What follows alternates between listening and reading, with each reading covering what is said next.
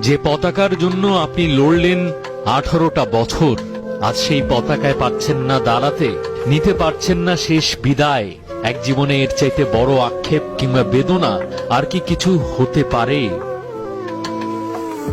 দোষটা কার? থাকতেই পারে অনেক যুক্তি, খানিকটা পাল্টা যুক্তি, অনন্ত ব্যাখ্যা।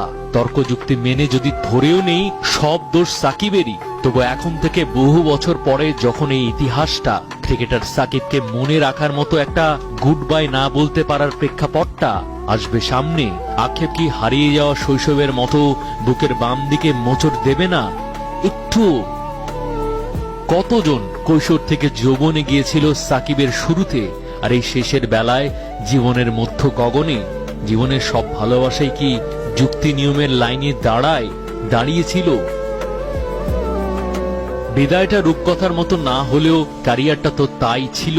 ক্রিকেট রূপকথার রাজপুত্র স্বয়ং বিরাট কোহলি আরেক রাজপুত্রের মূল্যটা তাই হয়তো জানেন। সম্মানের প্রতীক হিসেবে নিজের সই করা একটা ব্যাট যে দিয়েছেন, সেটা সবার আগে খবর দেওয়ার লাগাতার প্রতিযোগিতায় সামাজিক যোগাযোগে সয়লাভ। নিউজের বাইরে চোখটা বন্ধ করে ক্রিকেটার সাকিবকে মনে করলে গ্রাস করে 18 বছরের স্মৃতিগুলো সিনেমার ট্রেলারের মতো। বিরাট কেন, বাংলাদেশ কেন সাকিবকে পিঠ চাপড়ে দিতে পারলো না?